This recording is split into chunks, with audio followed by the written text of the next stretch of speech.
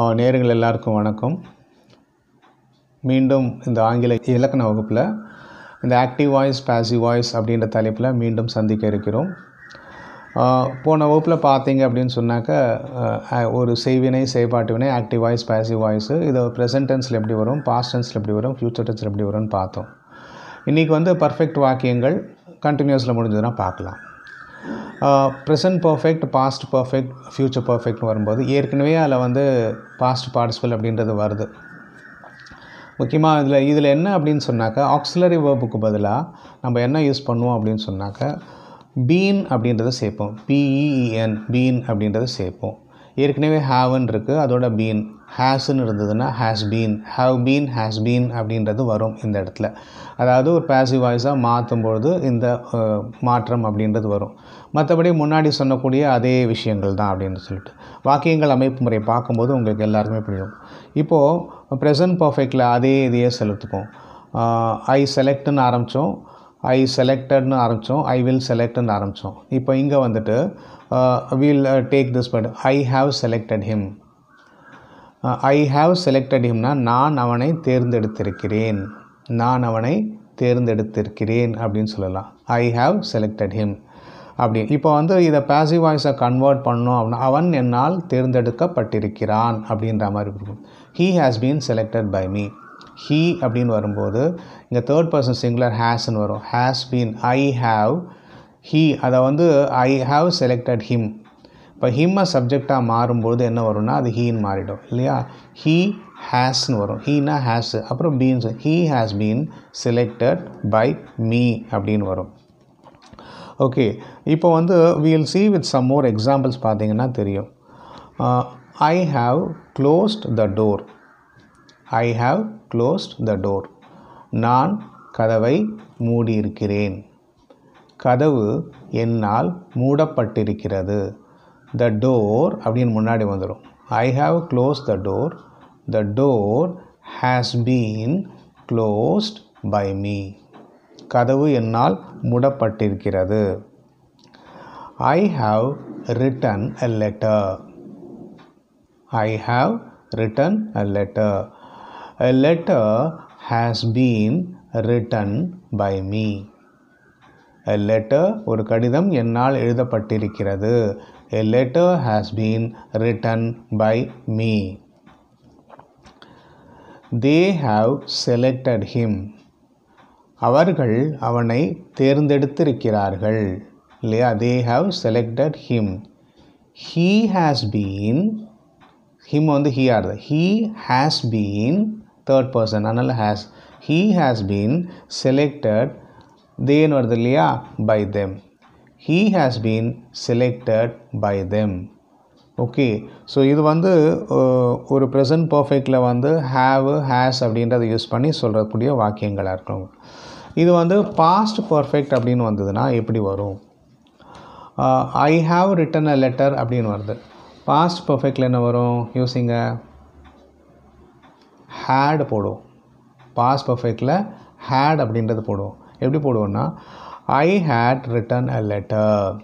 I had written a letter. A letter had been written by me. I had written a letter. I subject, had இந்த past participle use பண்ணுவோம். had written அப்படின்றது right, road, return past பார்ட்டிசிபிளில் வருது. had written a letter ஒரு கடிதம், நான் ஒரு கடிதம் எழுதியிருந்தேன். ஒரு கடிதம் என்னால் எழுதப்பட்டிருந்தது அப்படின்னு வரும். ஒரு கடிதம் என்னால் எழுதப்பட்டிருந்தது. A letter had been, been வந்துடுது, ஹேடும் வந்துடுது. அதில் மாற்றமே இருக்காது. அதில் தான் ஹாவ், ஹேஸ். பாஸ்டில் வந்ததுன்னா எல்லாத்துலேயுமே ஹேடு தான். A letter had been written by me. Okay, வேறு ஏதாவது எக்ஸாம்பிள் பார்க்கலாமா பாஸ்ட் இதில்? Just try to think it out.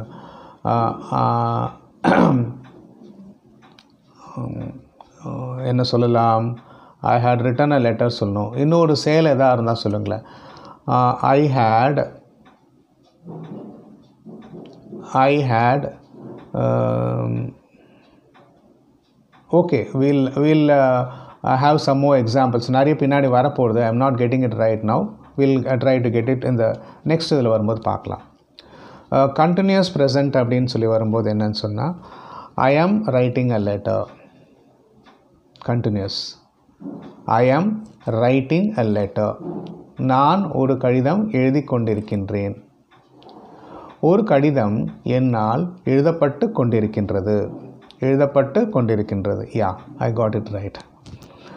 I am writing a letter. நான் ஒரு கடிதம் எழுதி கொண்டிருக்கின்றேன். A letter இங்கே நல்லா ஞாபகம் வச்சுக்கணும். கண்டினியூஸ்லன்னு வரும்போது ஆக்ஸிலரி வேர்ப் திருப்பி வந்துடும்.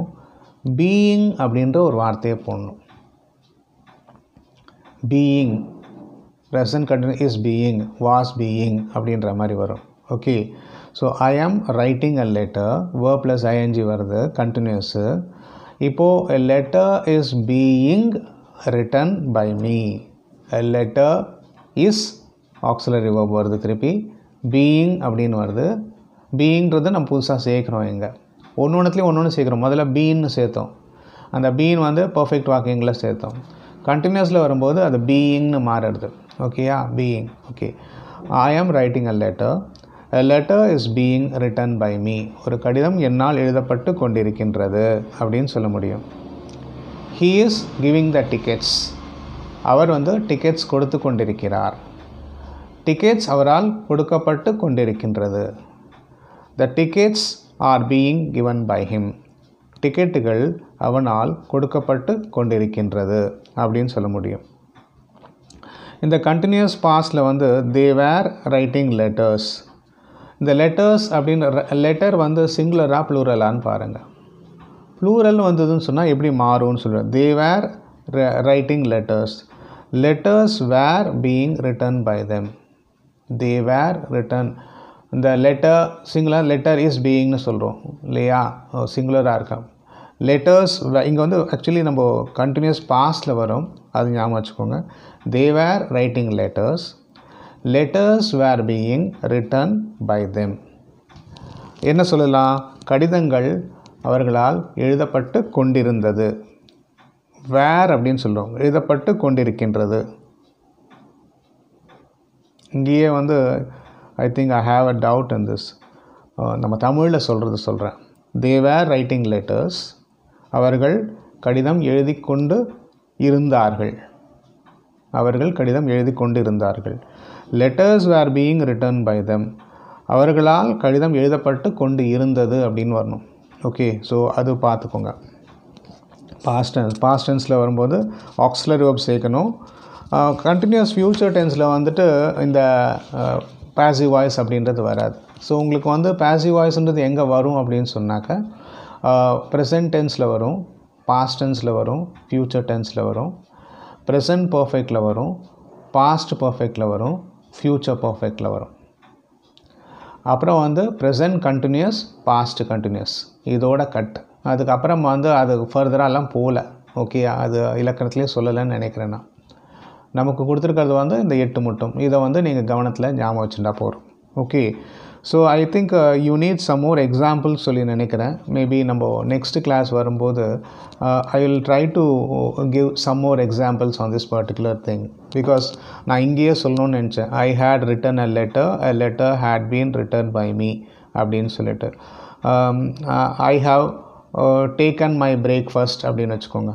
ஐ ஹாவ் டேக்கன் மை பிரேக்ஃபாஸ்ட் அப்படின்னாக்கா ஹாவ்னு சொல்லியிருக்கேன். நல்லா இதில் வந்துருங்க, நீங்கள் ப்ரெசன்ட் பர்ஃபெக்டில் வந்துருங்க. I have taken my breakfast. இப்போது அப்போ வந்து பீன் ஒதுக்கும். Breakfast has been taken by me. The breakfast has been taken by me அப்படின்னு வரும்.